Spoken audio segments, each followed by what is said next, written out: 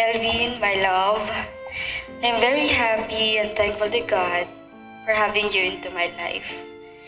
You're such an amazing person I know, wish to share my life with every day.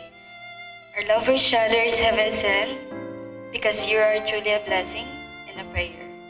Now I treasure you as my reward. Salamat sa araw na to, doble-doble ang saya ko. Dahil double celebration tayo. Today is our wedding day and exactly my 30th birthday. And that makes it the best days of my life.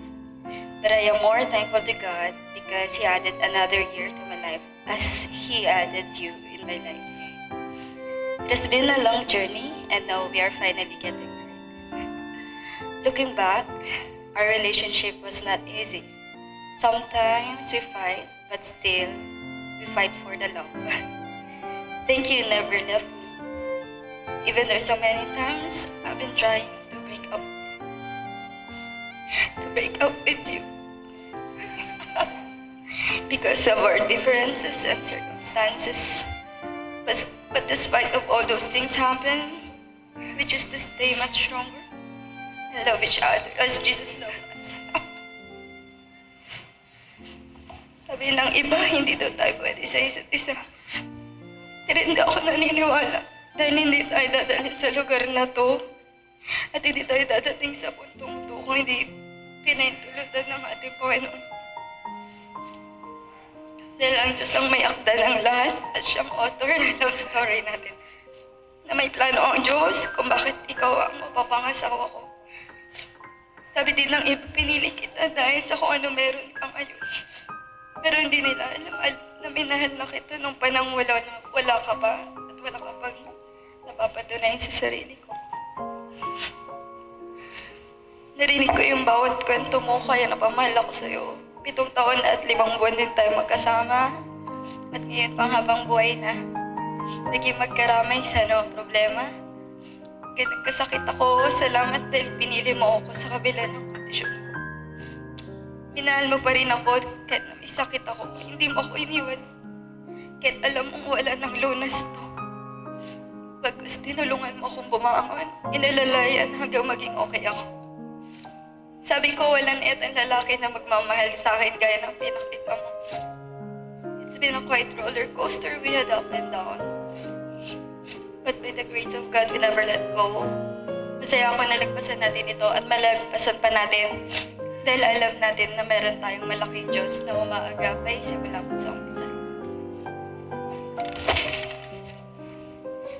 Thank you for your endless patience and understanding. And thank you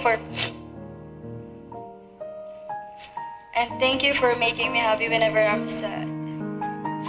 Even we're not complete today because my younger brother Kenneth is not here. You are here to complete. From now on, Kelvin, a lot of things will be just you and I. There's no me without you and you without me. That you never have to face the world alone.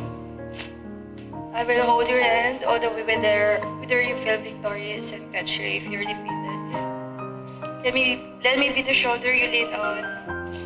Your best friend, your companion of your life. We're on the same team. Ako ang kakampi mo kahit awayin mo pa ako. At kahit akala mo inaaway kita, pero hindi naman. I'm your biggest supporter and I will keep supporting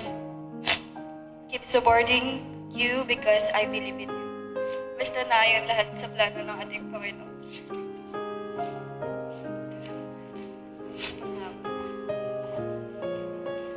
So, Kelvin Rio Perio, in the presence of all the important people in our life, and in the presence of God, here's my vow to you. I vow to always laugh with you and make you laugh. I vow to listen to your story, kahit na minsan wala akong idea sa mga sinasabi mo. I vow na ayusin ko ang pagkikwento ko para minsan maniwala ka din. I vow to be there for you when you need me, and to be there for you when you don't need me. That I will stick with you. May sakit ka man o wala. May pangsamgyup man tayo wala. I cannot promise you an easy life on or to disappoint you for not being a perfect wife, but I promise to be more patient and to do my best to understand you because I know we will have our differences and that's okay. I promise na hindi ako tanong ng tanong at salita ng salita kapag may pinapanood tayo together. I promise, gagalingan ko umarte na kunyari hindi ko pa alam mga surprise mo. Dahil di ka talaga magaling magtago. Susubukan ko rin maglaba. Dahil gagawin ko. I vow to love you as Christ loved the church, na mamahali kita ayon sa pamantayan at may kalakip na pagmamahal ng ating Panginoon. I vow to you when you are feeling unlovable and will accept your love when I am feeling unlovable. I cannot swear that I'll be here for the rest of your life, of my life, but I swear to love you for the rest of mine. And I promise na kung sinong mahal mo, ay siyang mahal ko rin. At ang tanging hiling ko lang sa'yo, Kelvin, sana naintindihan mo lahat ng sinabi ko. So today, before everyone else here in this place, before God, I stand here and I say, I, Vanessa Loresco Mas, take you, Kelvin Bobadilla Rioferio, to be my lawfully wedded husband, to have and to hold, to love and to cherish, from this day forward, for better, for worse, for richer or for poorer, in sickness and in health. I vow to honor, protect, and respect you, Kelvin, all the days of my life. I love you, and I know that this love is from God. May our God bless and rich